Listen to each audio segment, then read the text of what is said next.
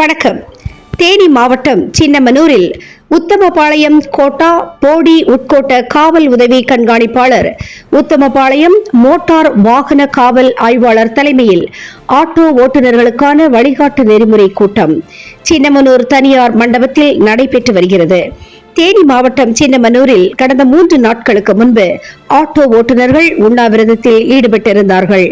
அதனை சுட்டிக்காட்டி தற்பொழுது போடி உள்ளிட்ட உதவி காவல் கண்காணிப்பாளர் பெரியசுவாமி தலைமையிலும், உத்தமபாளையம் மோட்டார் வாகன ஆய்வாளர் தலைமையிலும் ஆட்டோ ஓட்டுநர்கள் மற்றும் பதிவு பெற்ற சங்கத்தினர் இடையே வழிகாட்டு நெறிமுறை கூட்டம் நடைபெற்று வருகிறது.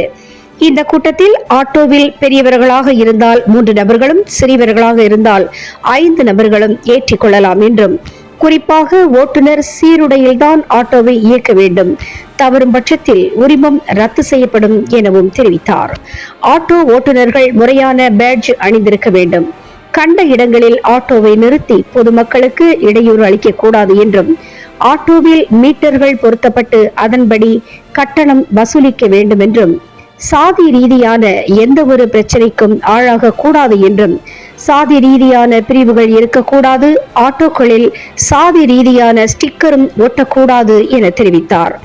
ஆட்டோ ஓட்டுநர்களுடைய ஒற்றுமைக்கான சமூக நல்லிணக்கத்தோடு பழக்க வழக்கங்கள் இருக்க வேண்டும், பொதுமக்களுக்கு எந்த ஒரு பாதிப்பும் வரக்கூடாது என்றும் நடைபெற்ற கூட்டத்தில் சின்னமனூர் மற்றும் அதனை சுற்றியுள்ள பகுதிகளில் இயங்கும் ஆட்டோ சங்க நிர்வாகிகள் அனைவரும் கலந்து கொண்டார்கள். தினமுகம் எக்ஸ்பிரஸ் செய்திகளுக்காக தேனி மாவட்ட செய்தியாளர் ராகவேந்திரா ராஜா மற்றும் ஐயம்மாள்.